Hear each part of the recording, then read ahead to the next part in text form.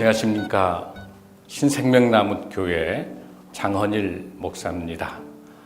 우리 한국교회의 상황들이 어렵다고 이야기를 합니다. 그러나 하나님께서 우리 한국교회를 사랑하셔서 오히려 더 이 어려운 가운데 우리 교회가 하나님이 주신 말씀대로 삶의 예배자로 회복되면 하나님의 때 하나님의 방식으로 우리 한국교회를 세우시고 땅끝까지 복음을 전하는 귀한 사명을 주실 줄로 믿습니다. 여러분 잘 아시는 것처럼 2020년 1월 기윤실 통계에 하면 한국교회 신뢰도가 32%였습니다. 그러나 코로나를 거치면서 2021년 1월 통계에 의하면 21%입니다. 무려 1년 사이에 11%로 신뢰도가 하락됐죠. 그러나 더 심각한 것은 우리 크리스찬들이 바라보는 우리 한국교회 신뢰도는 한 70% 정도가 나왔지만 믿지 않는 세상 사람들이 보는 관점에서는 9%입니다. 최하위에 와 있는 우리 한국교회의 신뢰도입니다. 바로 이것은 곧 선교와 전도의 길이 막히게 되고 하나님의 영광을 가리는 세상에 조롱거리로 전락할 큰 위험성을 갖고 있죠. 그 원인이 어디가 있겠습니까?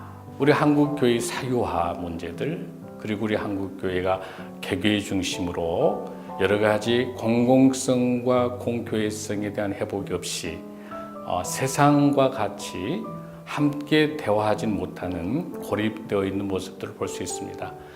무엇보다도 한국교회가 성경적인 언어를 세상의 언어로 번역해야 됩니다. 세상에서 우리를 바라보고 있는 가장 중요한 것 중에 하나는 우리 하나님께서 어떤다라고 평가하지 않습니다. 교회가 저럴 수가 있느냐로 하는 거죠. 그러니까 우리가 신정론, 하나님이 주권에 있기 때문에 하나님 중심이라고 세상하고 이야기했었을 때는 설득력이 떨어진 것이죠. 하나님의 통치가 미치지 않는 것이 없다라고 한다면 우리 삶의 모습에서 세상이 어떻게 보이느냐가 중요한 문제라고 볼 수 있습니다. 그렇게 하기 위해서는 우리 한국교회가 가장 우선시해야 될 것은 선교적 교회의 사명을 감당하는 것이죠. 즉 그것은 공공신학 관점에 있어서 교회의 공공성과 공교회성입니다. 무엇이 공공성과 공교회성입니까? 바로 우리 교회가 하나님의 주권하에 고백하면서 하나님의 정의를 이 땅에 실현하고 하나님이 창조한 생태계에 대한 아픔을 함께 나누고 무엇보다도 우리 성령님의 사역에 순종하는 평화의 운동들이 전개되는 하나님의 공의와 정의, 평화가 이 땅에 실현하는 것이라고 볼 수 있습니다. 그렇게 하기 위해서 우리가 먼저 해야 될 것들은 그 공공성과 공교회성 회복을 위해서 하나님이 우리 교회에 세워진 그 현장에 그곳이 우리의 삶의 자리가 되는 것이고 우리의 삶이 삶의 예배가 되는 것이라고 생각을 합니다. 그런 의미에 있어서 우리 한국교회가 저기 농촌 땅끝까지 교회가 있지 않습니까? 그 교회 있는 그곳에서 그 지역에 무엇이 그 지역에 문제가 있는지, 그 지역에서 사각지대가 무엇인지, 복지 분야가 그러는지, 인권인지, 환경인지 어떤 영역이 되든지 간에 그 지역의 가장 아픈 곳, 가장 소외되고 낮은 것을 우리가 찾아가는 것이 교회 공공성과 공교회성입니다. 그래서 어떻게 하면 공공기관과 함께 교회의 사역들을 펼쳐나가고 그 지역에서 신뢰를 회복하는 것이 중요하다고 봅니다. 그래서 그를 통해서 하나님께서 우리에게 주신 거와 가부와 나그네, 거류민들, 가장 하나님께서 우리 주님께서 갈릴리 사역에서 중요시 여겼던 힘들고 어려운 우리 이웃들을 되돌아보는 그 역할들은 우리 교회들이 충분히 해낼 수 있다고 봅니다. 그러나 그렇게 하면서 우리가 안장을 차면서 우리 교회가 했다라고 하는 것 자랑하지 않아도 진정성 있는 삶의 예배자로 우리가 하나님 앞에 바로 선다면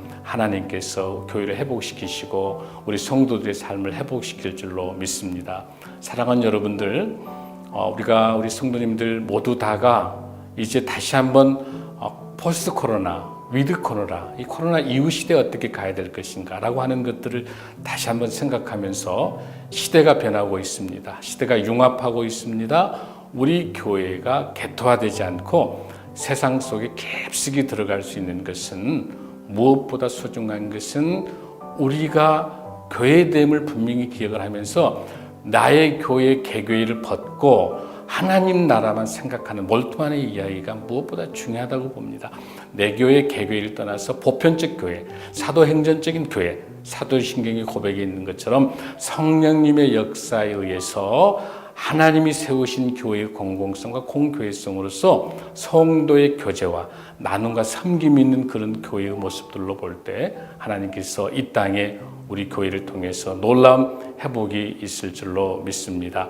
이제 우리가 사순절을 보내고 있으면서 우리 예수님께서 우리를 부르십니다. 하나님께서 마태복음 8장에서 또 마태복음 20장에서 줄곧 되게 말씀하고 계시죠. 그리고 특히 또 우리가 마가복음 8장에서 시작해서 10장 사이에서 우리가 예수님께서 3번이나 이야기하고 계세요.